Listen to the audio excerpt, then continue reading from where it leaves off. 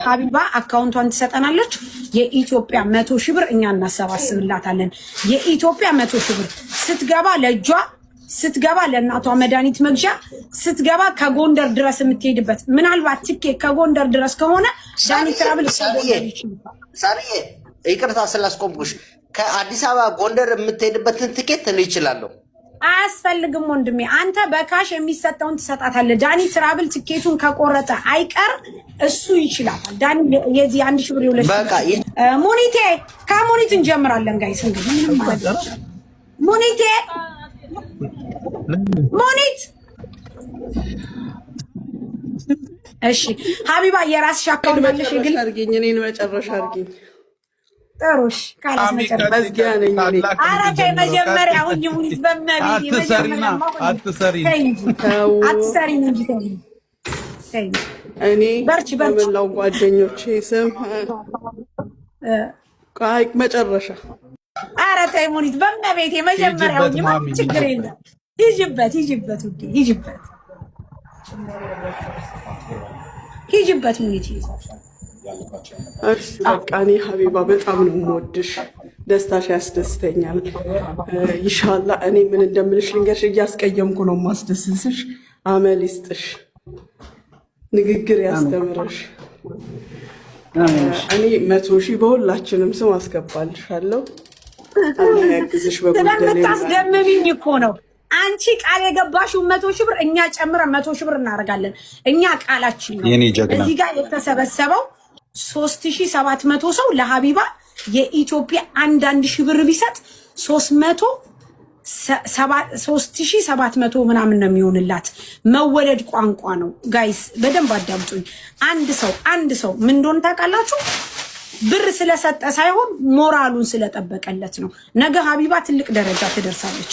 የምሬን የተናደርኩባት ለምን እንደዚህ ያደረግሽ ብዬ ነው እንጂ በደንብ እኔ ሙኒትም እንደምንረዳት እርግጠኛ ነበርኩ። አምሹር። ሰላም አለይኩም ወራህመቱላሂ ወበረካቱ። ሰላም ብያለሁ። ውድና የተከበራችሁ የሲዲ ሁሉ ሚዲያ ተከታታዮች እንደምን አላችሁ? በያላችሁበት ሰላማችሁ በዝዝት ይበልልኝ። ዛሬ እንግዲህ እንደምታዩት እንግዲህ ሀቢባ በተለይ በቲክቶክ በተለያየ ነገር እንደገና ደግሞ ድምጥሽ ወንድ ይመስላል ምናምን እየተባለ ብዙ ታቋታላችሁና ቲክቶክም ተሞካከራለች፣ ስራም እንዲኸው ስወጣ ስገባ በዱባይ በተለይ አንዳንዴ ደግሞ ስራ ለሰራም በላ ምናምን እየተባለ ብዙ ጊዜ ሁላችንም እናውቃታልና ዛሬ ላይ እንግዲህ ወደ ሀገሯ ለመግባት ብር እየተሰባሰበላት ነው ማለት ነው። እንግዲህ 100,000 ብር ታስቦ ወደ 200,000 ብር እየሆነላት ነው።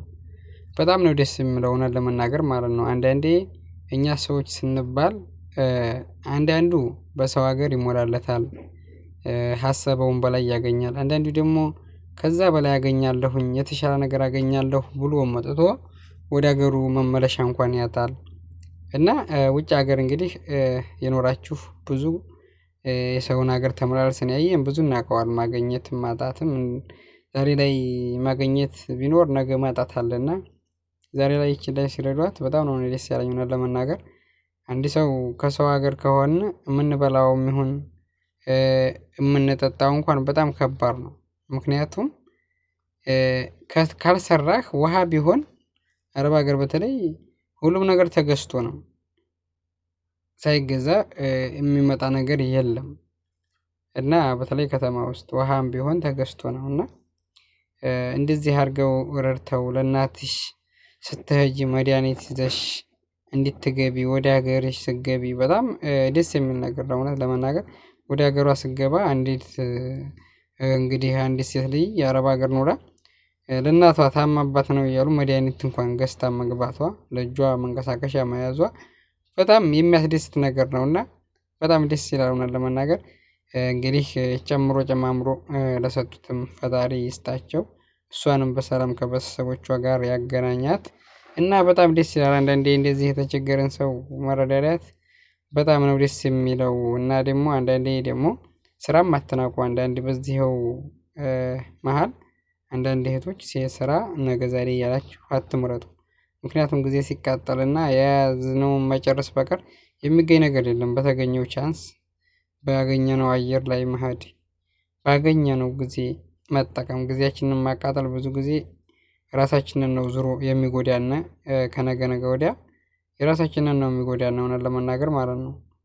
ነገር ግን አንዳንድ ጊዜ ይሄ አይመስለንም። በቃ ስራ የምንነቅ ወይንም ደግሞ በቃ የተሻለ ስራ አላገኘን እያልን ጊዜያችንን እናቃጥለውና እንደገና አንድ ቀን ላይ ብትት እንላለን። ያን ደግሞ እንደገና ስንነቃ እኛን ጊዜያችንን ካቃጠልን በኋላ ነው የሚሆነው። እና ምን ለማለት ፈልጌ ነው፣ ስራ አትናቁ፣ ባገኘኋችሁ ጠንክሩ። ሰው ባገኘው ሰርቶ ራሱን መቻል አንድ ነገር ነው እና